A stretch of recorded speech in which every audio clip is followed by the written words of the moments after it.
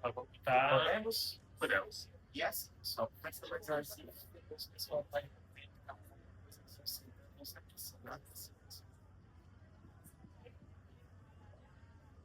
olá, pessoal, bom dia. Nós vamos começar agora uma mesa literária. Então, quem estiver passando e tiver interesse de ouvir, o tema da nossa mesa é Fantasmas do Cotidiano, Heranças, Rotinas e o Espelho Social, com 4 grandes autores aqui da literatura brasileira contemporânea. E esse tema, eu quero introduzi-lo aqui, é porque nós nascemos com essa promessa de liberdade, mas praticamente nós vivemos assombrados. Nossa discussão de hoje investiga justamente essas amarras invisíveis que moldam quem nós somos, desde heranças familiares, memórias apagadas, passando pelas pressões sufocantes do relógio corporativo, até as exigências estéticas ali que nos julgam através dos espelhos, heranças familiares e tudo mais.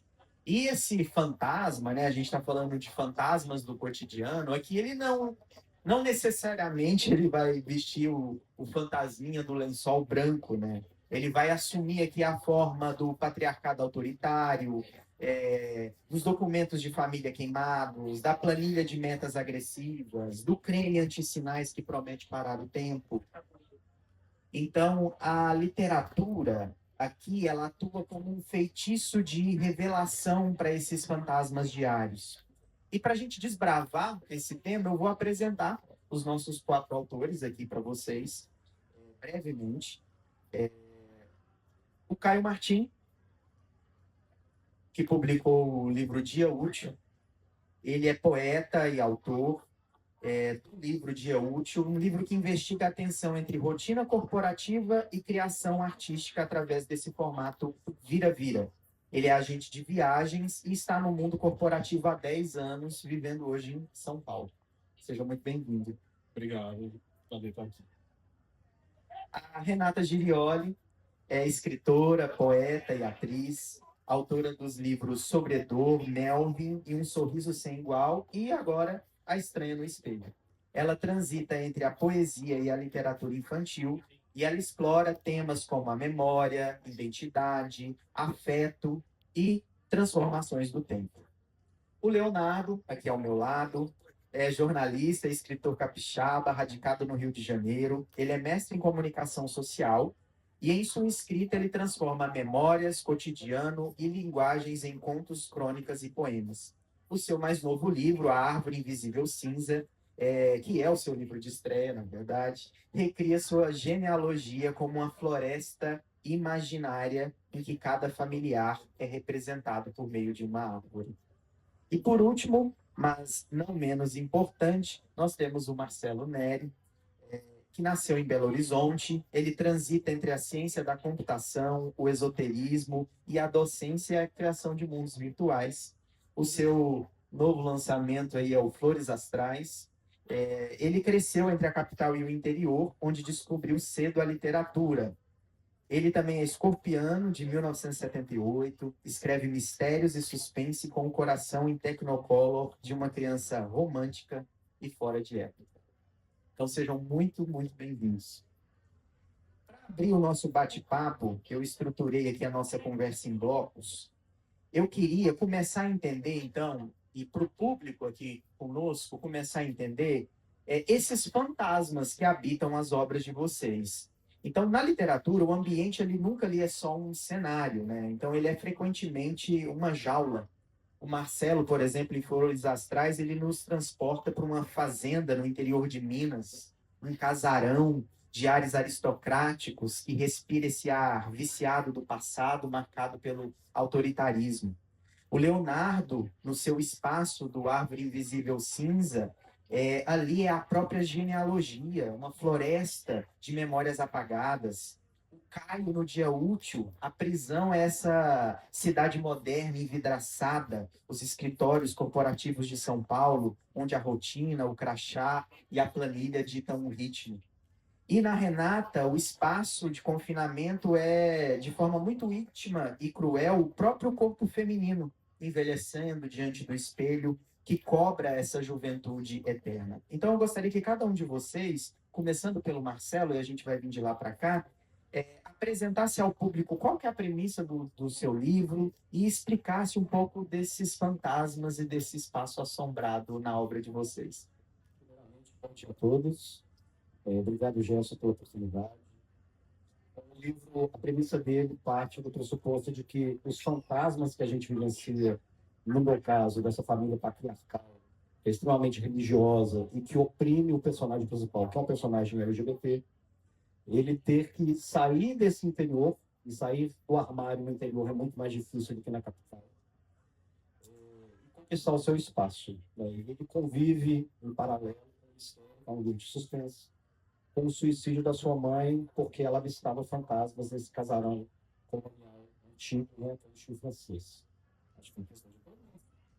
Conta mais um pouquinho para a Mais um gente pouquinho? Tá. de onde veio a ideia, de por que... É um livro quase autobiográfico. Eu sou um homem de 48 anos e tive essa experiência de vivência no interior de Minas, metade da minha vida inteira, passando no interior de Minas, uma cidade muito pequena, de São Brás do Suaçu, tem 3.000 e poucos habitantes. E tive que crescer como toda criança na década de 80, vendo exemplos, contra-exemplos do que é ser um homem gay, né? A televisão, sendo rechaçados, e era muito pior em outras épocas. Quando eu escrevi o livro que se passa uma saga, né? Então, são 100 anos da história dessa família, eu tive que fazer muita pesquisa histórica, e aí na Biblioteca Nacional a gente tem acesso a jornais, revistas da época, e eu vi que não mudou muita coisa, do ponto de vista do preconceito, né? Além dessa questão do preconceito, que é natural no livro por ser um personagem gay, não é nenhuma bandeira, mas é uma realidade. Eu acho que quando a gente escreve sobre o que a gente conhece, a gente escreve com maior verdade, e as pessoas sentem isso de uma forma mais contundente. Existem outras situações que eu também, no interior, vivenciando essas experiências, eu vi. Então, questões de racismo, por ser uma fazenda, tem as heranças da escravidão. A gente tem personagens que são descendentes de ex-escravizados dentro da história. E as relações de poder, elas continuam existindo mesmo sem a escravidão existir, né? Então, tem essas reflexões, apesar do personagem principal ser LGBT, ser gay, e achar que está lutando contra um preconceito que ele sofre, ele também, enraizado pela herança e pela forma que ele foi criado, ele também tem certos preconceitos que ele se descobre ao longo da história, e aí ele tem que ser reconstruído. Aí são esses fantasmas que ele acaba tendo que enfrentar aqui, no fundo, é ele mesmo. Muito bom. Muito obrigado, Renata. Olá, bom dia a todos. Obrigada pela oportunidade. O fantasma do meu livro Bom, primeiramente, ele parte da premissa do envelhecimento feminino, a partir do momento que eu mesmo me levanto da cama, me olho no espelho e começo a não me reconhecer.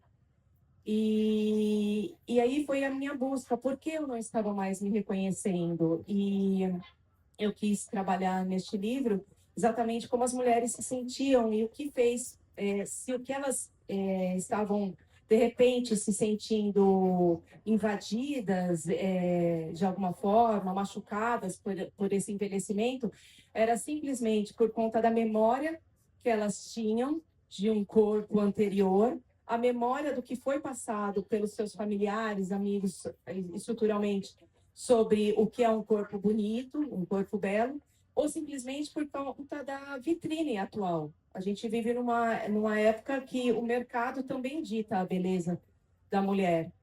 Então, essas indagações todas fizeram com que esse livro fosse criado, que eu queria trabalhar em mim, a partir de mim, e a partir do que eu via nas outras mulheres, o que estava, de alguma forma, assombrando a elas. Conta um pouquinho sobre a estrutura do livro e o livro em si. Mostra para a pessoa. A estranha no espelho, o espelho, na verdade, ele é só um objeto figurativo, né? Um símbolo. Ele simboliza o social, então eu tentei trabalhar nas poesias, eu tentei trabalhar de forma diversa, todas as coisas do cotidiano, que a mulher fosse afligida, ou seja, se ela vai para o Pilates, se ela faz um procedimento estético. Eu tentei trabalhar de forma diferenciada também. A minha estrutura da minha poesia anterior, ela estava muito prosaica, então eu tentei trabalhar em mim também outros tipos de estética e também trabalhar o humor, porque eu achava que a mulher ela já estava fragilizada no tema dela. E eu achava que colocar um pouco mais de dor em cima da poesia, que a poesia trabalha com a dor, né? E ela aprofunda muito, mas eu achava que precisava ter um pouco mais de humor, um pouco mais de acolhimento, que ela pudesse sorrir dela mesma diante dessa própria reflexão sobre si mesma. Era isso que eu tentei trabalhar neste livro. Muito bom. Muito obrigado, Renato. Caio. Olá, bom dia, gente. Obrigado pela oportunidade. Obrigado, Felipe. O meu livro chama Dia Útil e eu vou começar falando da coisa principal dele, que é a estrutura, que é um livro vira-vira. Vocês vão ver que ele tem duas capas e que ele não tem um começo e um final rígidos. E aí isso fica muito... o leitor fica muito responsável para saber de onde vai começar, de onde vai terminar. Ele é dividido em duas partes. A parte do artista e a parte do trabalhador corporativo. E ele veio de uma ideia que eu tive desde 2020, por estar já inserido há muito tempo no mercado corporativo e nessa loucura de produção e de expectativa, não só minha, mas de outras pessoas, né, do mundo corporativo. O mundo corporativo pode ser muito cruel também, apesar de ter muitas benesses e de ser muito bom. Ele pode ser muito cruel e aí ele pode exigir muito das pessoas que estão inseridas nele, né? E muitas vezes estão lá muito para ganhar dinheiro. E aí essa é a premissa do livro. Assim, eu vou trabalhar não só no corporativo, através de fórmulas que eu uso mesmo para agregar ao livro. O livro por si só, uma construção a partir e dentro do mundo corporativo, né? Não é uma coisa que eu quero separar, é uma coisa que faz parte da estrutura do livro. E aí o livro traz também a outra parte, que é a parte que faz parte de mim também, que é a parte de escrita, da escrita, né? E que me transformou. E aí, a partir disso, esses dois eu líricos se encontram num muro, né, que eles se comunicam, um muro que faz parte, que eles podem se ver através das rachaduras e dos pedaços quebrados e ver que esses dois lados geralmente se completam, eles não são totalmente opostos. E aí, isso foi um processo que eu tive de aprender realmente a entender que as coisas nem sempre são como se vê nos dois começos do livro, né? Elas nem sempre são tão extremas, né? São gradações, né? Exato. E aí o que a gente tentou trazer no livro foi justamente essa gradação e justamente um lado entender o outro, sabe? Não queria falar que o mundo corporativo é só coisas ruins, nem que o mundo da escrita e da arte é puramente bom e que não tem expectativas, não tem nada ruim com o mundo da arte, sabe? Então é isso. E aí o mais legal é que eles se encontram no meio do livro. E é isso. Tem fantasmas dos dois lados, né? É bem isso. Com certeza, com certeza. Leonardo. Bom dia. Eu acho que o meu livro, A Árvore dos Cinzas, ele é todo habitado de fantasmas, né? São pessoas, grande parte, que são retratadas que morreram, que são mortas, que eu não conheci, então acabam que são fantasmas mesmo. Mas voltando um pouco, né, o meu livro traz um passeio sobre minha árvore genealógica, né? Só que são pessoas que eu não conheci, são pessoas que não tinham registro, são pessoas que... E eu fui buscando e fui ficcionando em cima disso. E se fosse colocar como o fantasma maior, é a falta de memória que a gente tem muito hoje, né, no Brasil, principalmente de muitas famílias, famílias que têm ancestrais indígenas, negros, que são registros que não existem mesmo, né? Você não consegue saber. Surgiu muito de uma curiosidade de eu traçar a minha árvore genealógica, porque eu perguntava para as pessoas da minha família quem é a sua bisavó, e não se sabia. E aí eu, por acaso, num dia pesquisando, fui conseguindo chego acho que até os meus tataravós só de uma parte, e que não, coincidentemente, é a parte da família mais branca. A outra parte, negra, indígena, não tem, porque foram queimados, né? E aí vem, tudo vira cinza. E, por ironia do destino, até essa parte dessa família branca, que tinha registro, esse cartório pegou fogo. É um cartório do Espírito Santo, do interior do Espírito Santo, que é um dos cartórios mais antigos do Brasil, que inclusive pode ter registro de Rubem Braga, do Roberto Carlos, desses capixabas, né? Que são dessa região do Espírito Santo, e foi queimado, mais irônico de tudo, foi uma fraude de uma pessoa tentando falsificar a genealogia dele italiana, para não descobrirem que era falsificado, ele botou fogo no cartório, mandou botar fogo por 2 vezes. Por conta, então, tem alguém querendo falsificar a sua genealogia, acaba com registros de genealogias desde o século XIX, do começo do século XIX. Então, o meu livro é um passeio sobre essas cinzas, sobre essas pessoas, e aí cada pessoa é uma árvore da Mata Atlântica. E coincide que a Flip, esse ano, trata muito dessa temática também, da Mata Atlântica, de árvores, de animais. E aí cada pessoa, vou fazendo uma pesquisa, tem um pouco, né, de botânica, muito pouquinho, assim, para dar um gostinho. E eu vou passeando. Então começa desde os meus tataravós, parte deles, e vai chegando até mim, né? E eu vou passeando nisso. Não pego a família toda, porque eu já estou pensando assim numa segunda parte para tratar todas essas outras pessoas que ficam fora.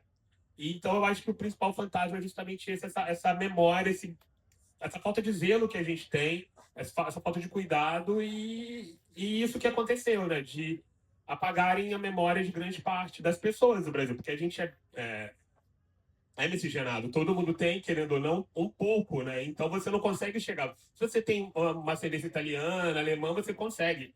Muito fácil. Agora, se você já estava aqui antes, né, ou foi trazido para cá, no caso dos presidentes, você não tem, você não consegue. E isso é uma política de Estado, a gente sabe da histórica, que tudo que aconteceu. Então é esse fantasma que ronda o Brasil, que ronda a sociedade brasileira, que muitas vezes a gente foge, né? O tempo inteiro desse tema, dessa questão.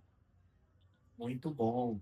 Agora que a gente conheceu um pouco mais da premissa de cada uma das 4 obras e os fantasmas que rondam elas, eu queria entender um pouquinho sobre como que vocês lidam, e sejam vocês enquanto escritores, ou essas vozes poéticas nos livros de poemas, ou os personagens no romance do Marcelo, como que vocês lidam com essa pressão de performar um papel ali que está ditado por essas heranças, pelas faltas das heranças, pelas expectativas sociais, sejam elas reais, imaginadas? Qual que é o custo físico e emocional de tentar se encaixar nessas molduras? Molduras que existem e cobram, seja pelo marketing, como no caso da Renata, ou molduras que foram queimadas e que é um trabalho hercúleo de reconstruí-las por meio de uma pesquisa histórica, molduras que têm gradações, como no caso do Caio. Então, como que vocês lidam enquanto escritores, né, enquanto aí combatentes desses fantasmas que montam seus livros? Vou começar agora daqui para lá, começo com o Leonardo. Não estava preparado, começar. Eu acho que a minha maior questão é falta de molduras, né? Porque eu acabo sendo pioneiro em muitas coisas na minha família, né? Primeiro a tentar a universidade, primeiro a fazer várias coisas. Então você às vezes falta esse referencial até para você quebrar e sentir. É claro que assim, eu estou numa sociedade que é maior, que tem toda essa moldura. Minha família também acaba refletindo muitas coisas. Então eu acabo sendo, por não ter, eu acabo sendo completamente fora dessa moldura. E ao mesmo tempo isso é difícil, porque tudo que você faz, você não tem um parâmetro para você comparar se você está no caminho certo, se a sua história está escrevendo certo. Então é como se, de certa forma, e o livro traz um pouco disso, eu estou reescrevendo a minha história, né? Inventando um pouco a interpretação que eu faço dela, a interpretação das histórias orais. Aí é muito engraçado, eu sou jornalista, você começa a confrontar uma história com a outra. Fulana traiu, não traiu, né? Tem todas essas questões que estão envolvidas, machismo, racismo, né? Tudo isso está envolvido, né? Por uma família miscigenada também tem isso, quando a pessoa, o filho, ele tá muito escurinho, será que ele é filho mesmo? Então, eu acabo tendo que fugir de tudo isso e, ao mesmo tempo, eu sou fruto disso, né? E por mais que a gente fuja, tá aqui, né? Essa cinza tá impregnada em mim, né? Então, eu acho que, já dando spoiler, no final eu chego à conclusão que, assim, eu sou a floresta porque cada pessoa, né? Cada árvore dessa tá dentro de mim. Todo mundo é um pouco uma grande floresta, né? Dessas árvores que vieram antes e aí que depois essa floresta também pode dar frutos, né? É isso. Complementa um pouquinho desse processo de escrita, desse processo de plantar as árvores que você fez, desde a mais fácil, que estava ali, a história mais tranquila, até a mais distante, que deu mais trabalho para encontrar e criar. Sim, as primeiras foram de bisavós, por isso que chama assim, os nomes parecidos e tal. Então, primeiro, essas pessoas, o curioso é que, assim, ninguém nunca tinha ouvido falar das pessoas vivas da família, porque também, assim, pega um pouco, né? A grande parte da minha família mais velha morreu, né? A expectativa de vida do Brasil aumentou agora. Então, a pessoa mais antiga da minha família agora tem 80 anos, né? Mas que já é muito nova comparada com as outras. Elas não conheceram essas pessoas. Então, é tudo assim. Era tudo em cima de documentos. Eu consegui, por acaso, achar alguns documentos. E aí eu falava assim: esse aqui tem um sobrenome parecido, devem ser primos. E aí, para mim, na verdade, esses que eu não conhecia até foram os mais fáceis, porque aí eu poderia pirar, assim, no que eu achava sobre essas pessoas. Não vai ter ninguém para depois, não vai ter filho muito próximo. Eu falava: você tá falando da minha mãe. E as pessoas que são. Quanto mais vai chegando, são 21 poemas, só 3 pessoas estão vivas, né? É minha mãe mais 2 tias. E aí que já fica mais complicado. Eu acho que o mais difícil é trabalhar com pessoa viva, né? Porque você está fazendo um pouco, contando a história dela, mas você está falando o que você acha dela, né? E ela vai poder confrontar, assim, ou filhos dessas pessoas. Então, eu mudo alguns nomes, por exemplo, por conta disso, porque tem muita coisa envolvida. É segredos de família que ninguém quer contar. Essa tia mesmo de 80 anos, quando minha mãe foi tentar, outra tia investigar, ela não quer, porque, assim, tem muita coisa escondida, né? Da mesma forma que botaram fogo no cartório, a família também vai botando um pouco de fogo na própria história e vai reescrevendo. Então, acho que a maior dificuldade é justamente trabalhar com pessoas que estão vivas ou com parentes, pessoas que têm parentes próximos muito vivos, né? Que podem depois chegar e confrontar. Isso não, eu não me cerceei por conta disso. Pelo contrário, depois até que eu mudei os nomes, só para evitar até uma questão jurídica, depois botou o nome da minha mãe, da minha avó, falou que ela era cafetina, por exemplo. Entendeu? Então, melhor não. Muito bom, muito bom. Caio, e você, como que você lida com as molduras ou faltas de molduras, ou herança ou é falta de herança? No meu caso, a moldura já é muito bem estabelecida, né? E no começo, como a gente construiu junto com a editora esse livro, eu só enxergava as molduras do mundo corporativo, né? Que eram as molduras que mais me pegavam, assim. E o mundo corporativo é muito fechado, assim. Então, ele é muito rígido. Se você fugir um pouco ali, se você sair um pouco da reta, a sua cabeça, você é descartável, né? Basicamente. Então, fica muito mais fácil de chegar às molduras, esses fantasmas, porque eles estão diariamente, a gente está olhando para eles diariamente, né? São as planilhas que eu, inclusive, uso como um recurso de poética, né? Então, elas são muito mais visíveis e são muito mais difíceis de ser combatidas. Mas aí, quando a gente vai olhar para a poemática também, que é a segunda parte, que fala desse meu lado mais artístico, desse meu lado que gosta de escrever e que está ali no primeiro livro pensando sobre isso, a gente vê também que, às vezes, essa pressão desse mundo corporativo também pode estar espelhada e pode refletir também durante a escrita de um livro. E não é exatamente fácil se livrar desses monstros, porque a gente vê esses monstros como um grande sonho, assim, sabe? E esse aqui também, a Flip, já é meio que espantar um pouco desse fantasma. Mas mesmo assim, o fantasma ainda existe e a arte também está muito inserida nisso. Eu achei muito bom do livro do Caio, porque assim, também comunica muito comigo, né? Enquanto engenheiro, e depois tendo uma editora e tudo mais, é a mesma pessoa. Assim, mas como assim? Como encaixar esses dois mundos? Exato. Você já teve muito disso? Ah, totalmente, assim. Eu sou do turismo, né? E aí as pessoas acham que o turismo vamos viajar, vamos ser felizes.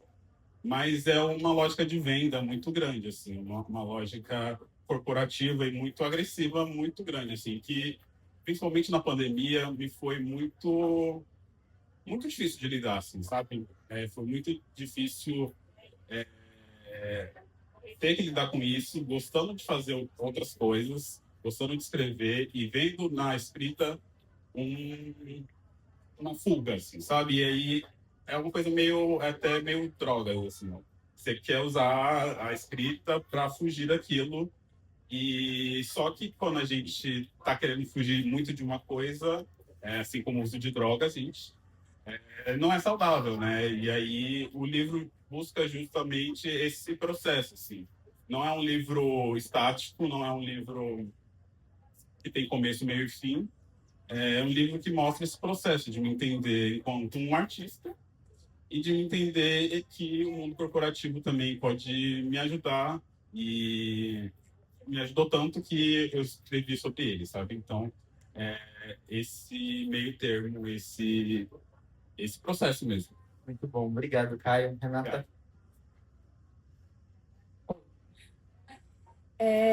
A maior moldura que eu acredito que tenha na Estranha no Espelho é a social, né? Não tem como a gente viver e não ser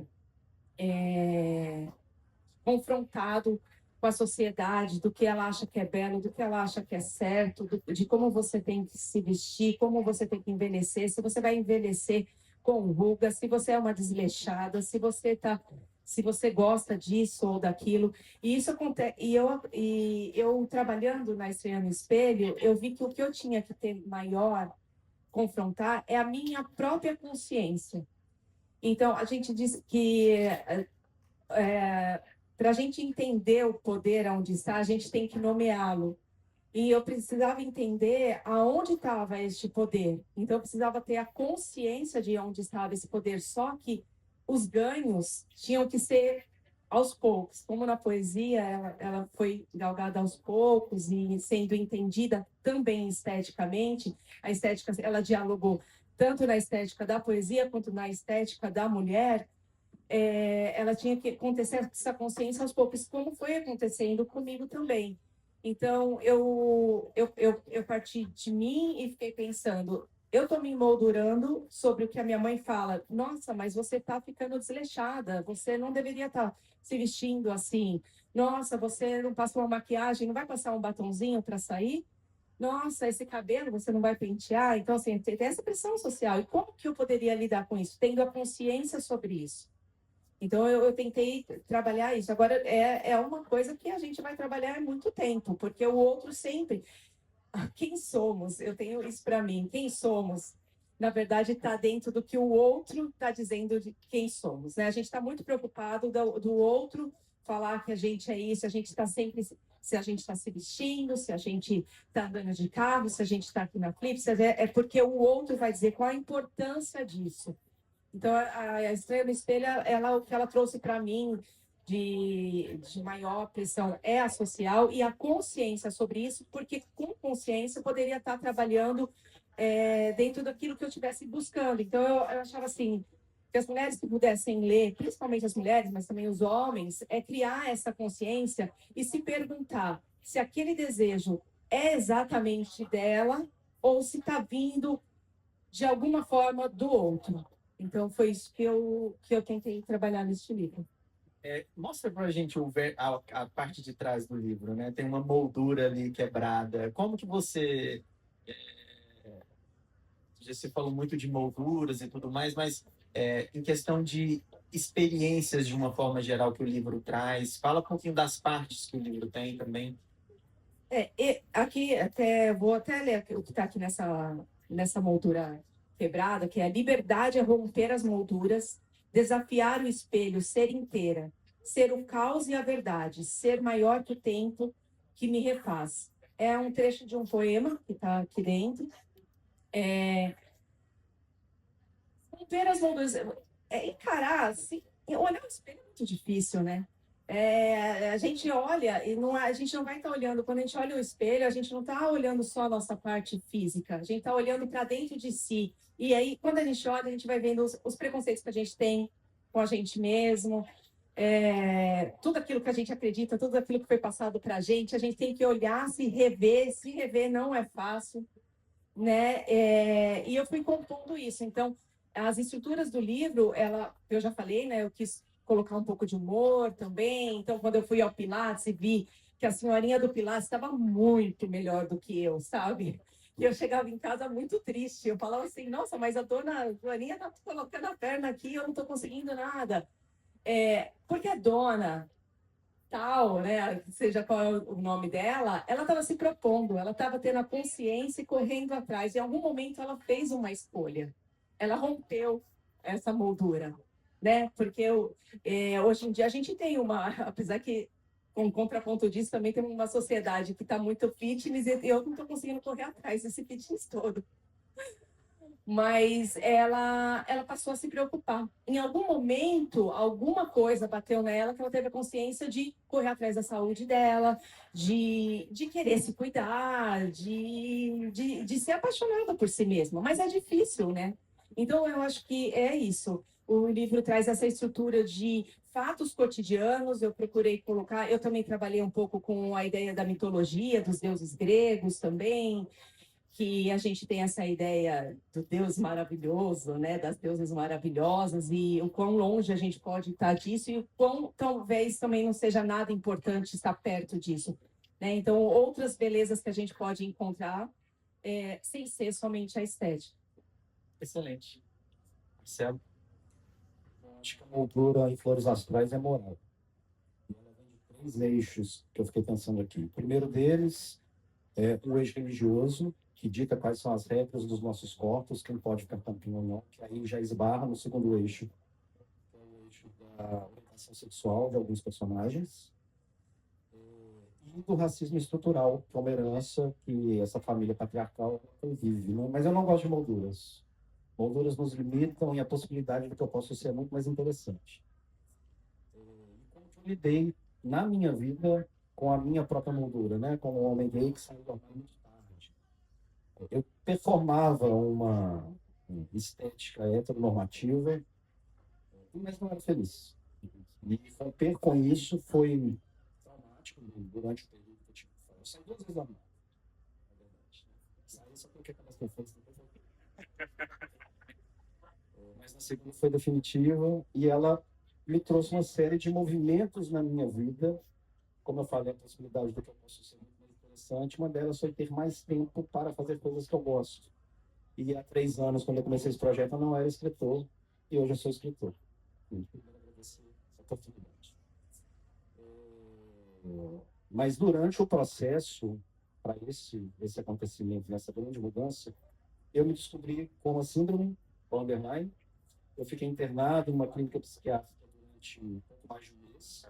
E durante esse período eu vi de tudo. Então, eu tive experiências incríveis que talvez, se eu continuasse dentro do armário, vivendo aquela vida heteronormativa, ou seja, permitindo que a moldura social que se impôs para mim, da minha família extremamente católica, permitir que ela me sufocasse. E eu cheguei um momento que eu falei assim: não quero fazer outras coisas. Aí eu mudei de profissão, não só escritor, né? Eu trabalho fazendo videogame, novos amores, tive experiências diversas que foram incríveis, que, graças a Deus, eu não sou religioso, mas é por um costume, a expressão, eu conquistei algumas coisas que antes eu não conseguiria. Então, por isso que eu não gosto de molduras, mas no livro são as molduras que eu vivenciei, elas estão todas aqui retratadas. Quer ler o iniciozinho do romance pra gente? Posso sim. Eu escolhi o primeiro capítulo porque a gente está falando muito de fantasma,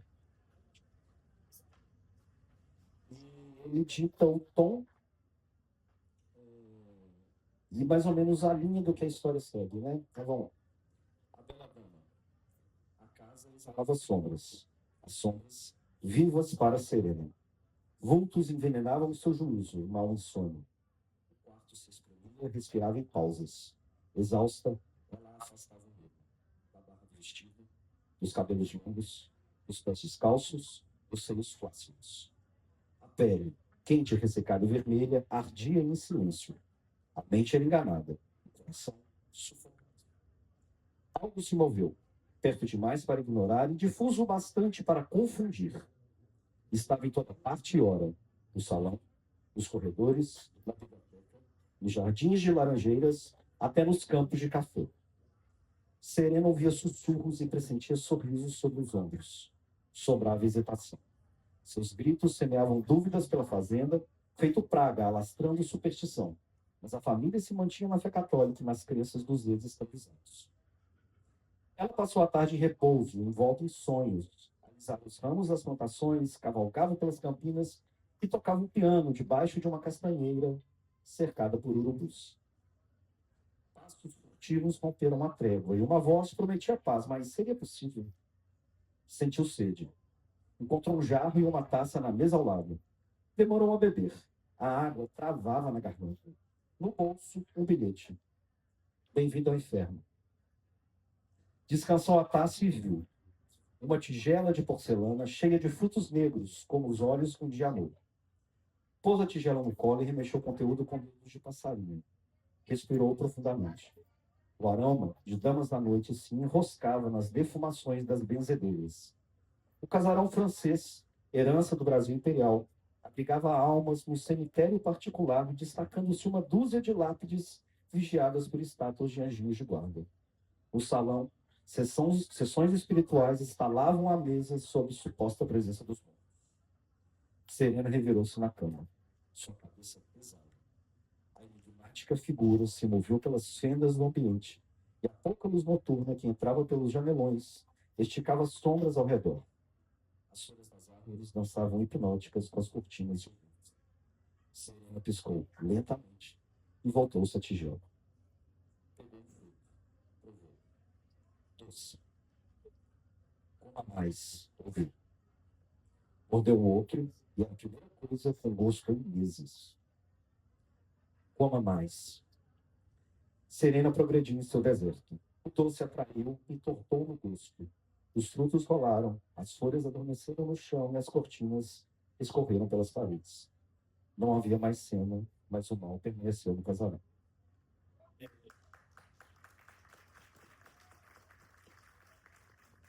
Vamos caminhar então agora para o nosso último bloco. E assim, já falamos de fantasmas, né, molduras, assombrações. Então assim, vamos falar de exorcismo então, né? Assim, como que a gente exorciza esses fantasmas que povoam a nossa sociedade, os livros de vocês? E, então eu queria entender um pouco mais sobre o livro e a obra de vocês enquanto esse papel de exorcismo.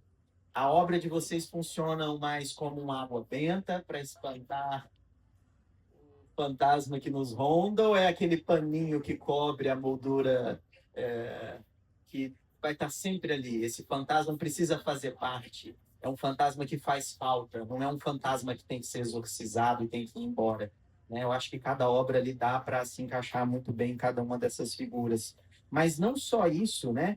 Entender qual que é o momento, né? O primeiro passo para a gente quebrar o espelho, rasgar a planilha, confrontar a assombração, onde que nós retomamos posse realmente dessa própria narrativa, né? Seja uma narrativa com uma carga histórica patriarcal opressora da sociedade, corporativa, ou até mesmo uma carga imposta que vem sem história, né? Vem só uma imposição vazia, imposta, mas que não traz nenhum conforto, né? Que as outras classes têm esse conforto, né? Dessa desigualdade social tão preponderante no país. E agora eu vou dar uma mesclada. Eu vou começar com a Renata. Eu não sei se precisa exatamente ter um exorcismo, né? Eu acho que ao final do livro eu tive a intenção de que as mulheres que pudessem ler entendessem se os desejos as vontades estéticas, as vontades de como se comportar, de como se vestir, de como falar, de como namorar. Se esse desejo era delas mesmo. Eu queria muito, porque era a pergunta que eu me fazia. No final deste livro, eu tive grande consciência de que tudo que eu estava almejando, e inclusive pela minha área artística, além de escritora e poeta, eu também trabalho como atriz. E nessa área, as pessoas, por mais que falem assim, hoje em dia, no cinema, o pessoal que é o povo comum. O que é o povo comum? Começa por aí, né? E não, tem uma pressão estética muito grande, de você se enquadrar em um perfil. Então, se você não faz parte do seu trabalho, eu tenho que estar cabendo neste perfil. Este perfil fui eu que coloquei. Quem vai me dar a noção do tempo? Qual é esse tempo? Eu estou muito velha para isso, eu estou muito nova para isso. Então, eu queria que as mulheres se perguntassem esses desejos. Eu não queria exatamente um exorcismo, eu queria só que elas começassem a se perguntar e através disso, essa consciência, que elas pudessem ter liberdade. Eu acho que é isso. A gente fala tanto em liberdade, em vários assuntos, eu acho que a mulher também precisa de um pouco mais de liberdade. Você leu só um trechinho? Tem algum poema que você queira compartilhar com a gente? Este poema ele chama Mamilo, poema para um peito só. Hoje eu acordei, me olhei no espelho e vi que meus mamilos decidiram encarar o mundo bravamente. Meu mamilo direito não se rendia, apontava o teto do quarto como se quisesse sair dali. Rebelde, o danado, desafiava a gravidade, enquanto eu derretia entre as dobras do lençol, procurando ânimo no resto do corpo. O bico teimoso insistia: vambora, ainda dá. Há algo de político em um mamilo que aponta o céu, no meio de um corpo cansado entre boletos, rugas e notificações não lidas. Ele se levanta, sem silicone, sem aplauso, sem filtro, no meio de tantas mulheres tentando se erguer, naquele instante, foi ele, meu próprio peito, quem me levantou um pouco. Pus a blusa por cima, levantei da cama e fui, com um leve bico de esperança roçando o lado direito do peito.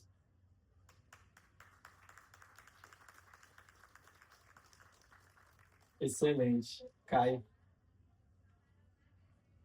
Bom, eu acho que o meu livro... Eu fui muito católico também.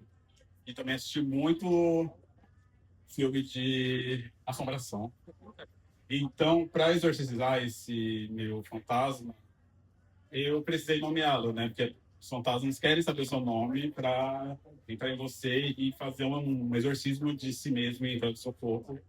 E eu queria fazer o contrário. Eu queria olhar, nomear esse fantasma, esses dois fantasmas, né? Porque eles vêm em dupla, eles são gêmeos, mas eles são diferentes. E esse foi o principal motivo para eu ter escrito esse livro, assim, para nomear, colocar ele em papel, colocar ele em palavras mesmo e dimensionar o que é esse fantasma. E a- o resultado foi que eu consegui olhar para esses dois fantasmas de fora, sendo um fantasma do meu próprio fantasma, e poder conviver com eles melhor, assim, de uma certa forma, assim. Eu acho que eu não consegui exorcizá-los. Eu acho que é muito difícil, né, exorcizar essa pressão que está em todo lugar, está em tudo que a gente faz tem uma pressão, tem uma expectativa alta. Então, o livro foi importante para eu olhar esses fantasmas e me reconhecer neles e reconhecer que eu não consigo viver sem eles e que eles já fazem parte do que eu sou. E aí eu quis trazer isso para o livro também, sabe? Eu quis trazer essa dualidade que não é uma dualidade isolada, é uma dualidade que em vários momentos se encontra e que se comunica e que se completa e que às vezes até as diferenças se juntam e para formar quem eu sou hoje, sabe? Então, já que eles estão aqui, né? Você preparou a mesa, chamou para conversa, vamos Pois sentar é. aqui. Lê para a gente um poema. Esse é de qual parte? Ele está mais para qual lado, assim? Ele está mais pro meio, mas ele é do corporativo. Ele chama Simbiose. São Paulo, São Paulo. A sala, uma savana americana, sobre a luz fria e passível de farmácia de esquina. Coca-Cola e Dorflex. Sorrisos amarelos, fumaça invisível dizendo: sou amigável, somos do mesmo time. Somos só animal de bando, à espera do tocar da sirene da desesperança. Cabeça de caçador, sobre um terninho de linho da Zara, escondem as linhas brancas, numeradas, creditadas, corridas como um tiro pela corrosão do dia. Mas um mau dia para caça. Pessoas de negócio de múltiplas vozes, fios, piadas, graçadas, rugidos e miados, dentro de cada telefone. Nada mais são que peças, cavalos soltos no campo de extermínio de colônias francisas. Sombra problema de um dia sem sol, sem lua, sufocando pelos dentes, um predador, que te alimenta, que te faz mostrar os dentes, que faz todo o relógio 15 para as 9. Olhos atentos, predadores predados, pescadores anzolados, leões engatinhados. Sua tosse sangue, sua boca medo. Quem vai ser a próxima caça? Vou passar agora para o Marcelo e depois para o Leonardo.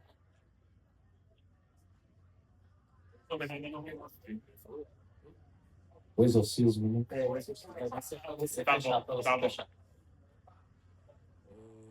Eu fiz vários exorcismos. Acreditando nesse meu processo de transformação, respostas. Então, eu fiz um exorcismo em drogas, em academia, anabolizantes, procurando um corpo perfeito, corpo do Instagram, né? Festas, sexo.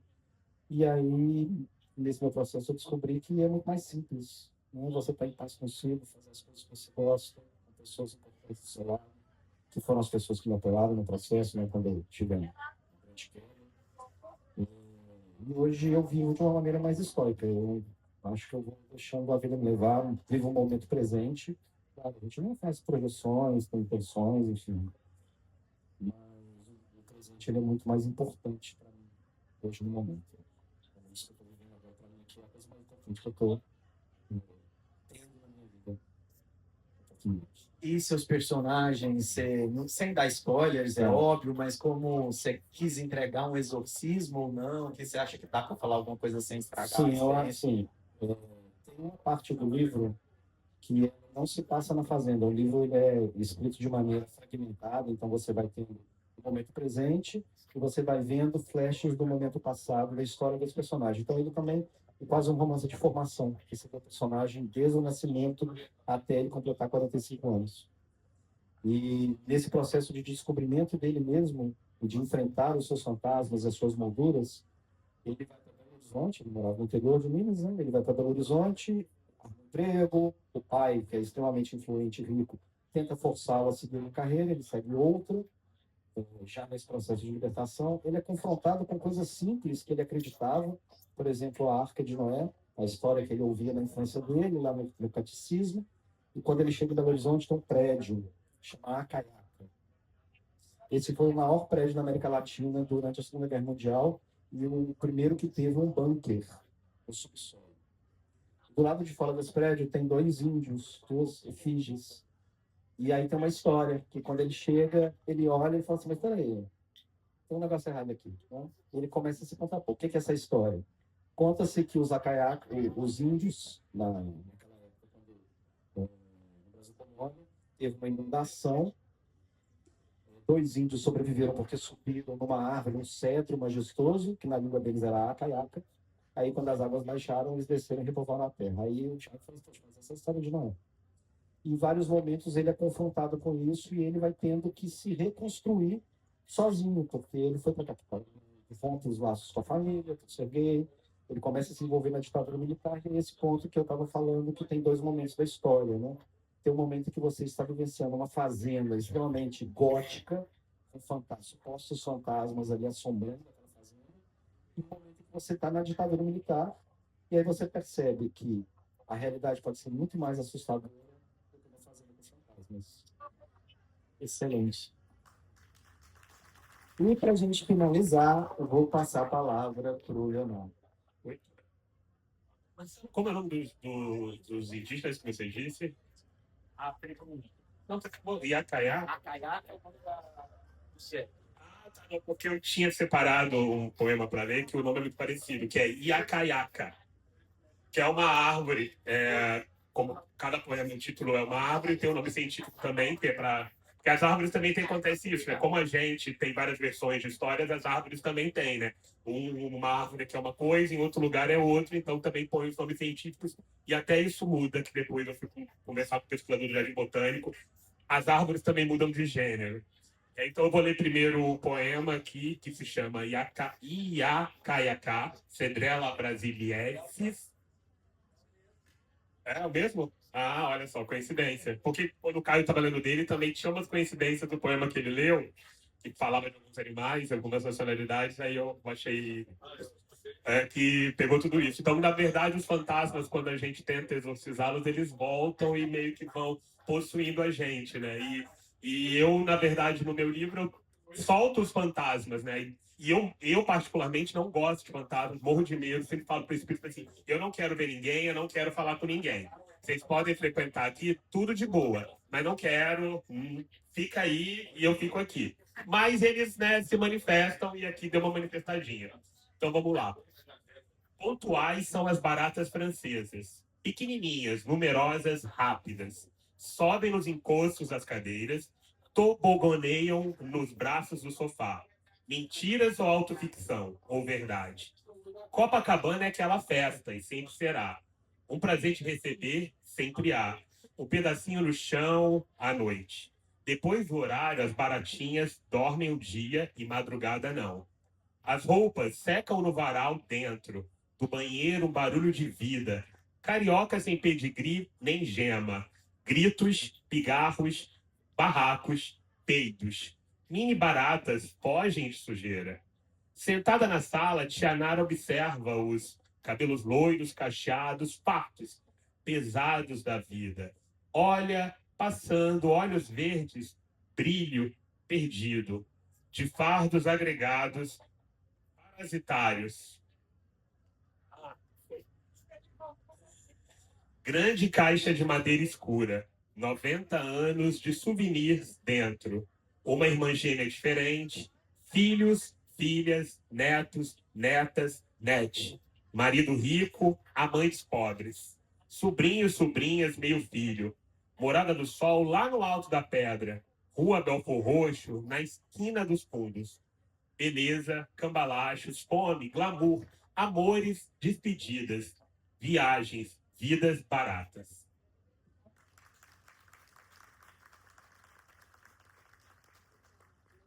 Complementa um pouco mais. O poema, né, tem um pouco disso, né, de trazer esses fantasmas dessa vida, né? Isso aqui é uma... Eu tenho problema toda vez que eu leio poema e falo deles, eu acabo revelando quem são as pessoas, né?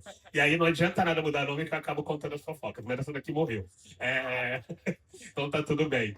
Mas tá cheio de filho, inclusive a família toda do Rio. Então, assim, se tem alguém ouvindo, ou a própria, não foi por mal. Eu quis trazer um pouco da vida dela, né, expurgar um pouco dessa vida também. E o curioso que essa tia-avó da minha avó, obviamente, e elas são gêmeas biviterinas. Então, na hora de procurar árvore, achei árvores que também fossem árvores gêmeas, né? Então, eu queria trazer um pouco dessas diferenças, né? Dessa tia-avó, dessa árvore, e um pouco desse fantasma dessa vida dela, que também sempre muito misteriosa, né? É muito extrovertida, falavam que era muito diferente da minha avó. Então, você vai fazendo toda essa esse contraste, né? Essa taxonomia de árvores. Já estou levemente perdido, gente, desculpa. É isso, acho que estou sendo levemente possuído. Mas o. Finaliza o livro. É questão do exorcismo no seu livro. Não tem exorcismo, a verdade é essa. Na verdade, eu estou trazendo os fantasmas, estou dialogando com eles, do meu jeito na escrita, nem sem que ninguém sente do meu lado, nem que fale no meu ouvido à noite. Não estou exorcizando, estou trazendo eles de volta, porque na verdade é o seguinte, estou fazendo trazendo eles à tona, porque se não fosse eles enquanto fantasmas, eles nem não estariam existindo mais, né? Porque nem registro dessas pessoas mais existem. Então, na verdade, eu não tenho nenhuma vontade de expurgar ninguém, fantasma nenhum. Eu quero, na verdade, que eles circulem mais, que eles cheguem na casa de vocês, que vocês convivam com eles, que vocês dialoguem com eles, mas através do livro, não, do livro, gente, poemas. Eu vi gente falando, não a pessoa, porque também vai que essa pessoa não é legal, né? Porque eu não conheci. Se for legal, vai ser uma sorte. Eu não quero, mas eu quero que, assim, vocês interajam com elas. Então, assim, não quero expurgar nada, nenhum exorcismo. Repassando fantasmas, né? Exatamente. Um encontro com os fantasmas. Muito bom. Gente, que beleza de papo. E vendo vocês falarem de fantasmas, é muito disso. Todo escritor lida com seus fantasmas. Em Goiânia, né, fui visitar uma autora já clássica que vai entrar para o catálogo da Mondro. E eu lembro que na hora que eu entrei na casa dela, era uma pessoa mais idosa, e ela já falou assim, não preocupa não, se você ouvir um piano tocando, é porque tem um fantasma que está morando no meu quarto e eu não consigo tirar ele de lá. Então a conversa já começou assim. E aí me serviu um chá, um papo, e foi muito bom, mas eu não ouvi piano tocando em nenhum momento.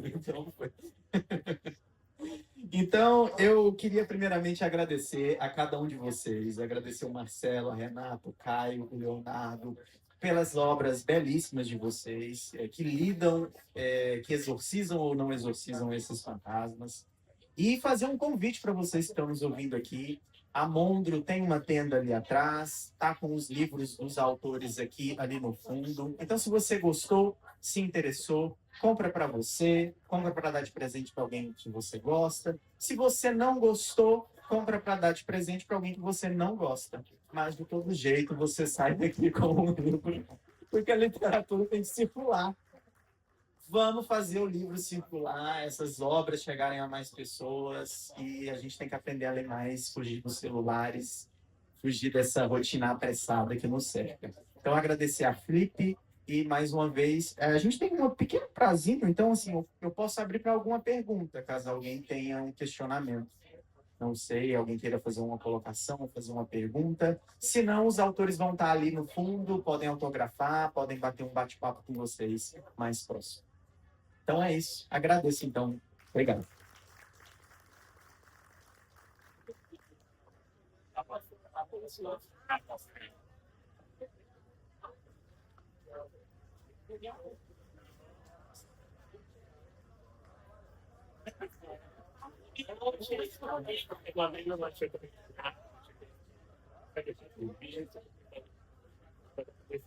Pode para mim, não pede para ninguém falar comigo. Só vem. Obrigado.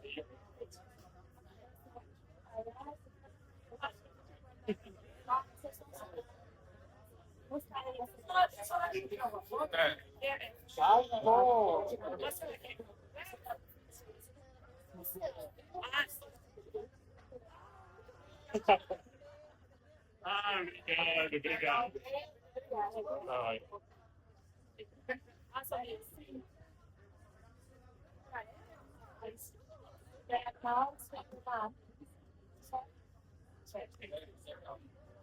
A gente colocou a cadeira mais diferente.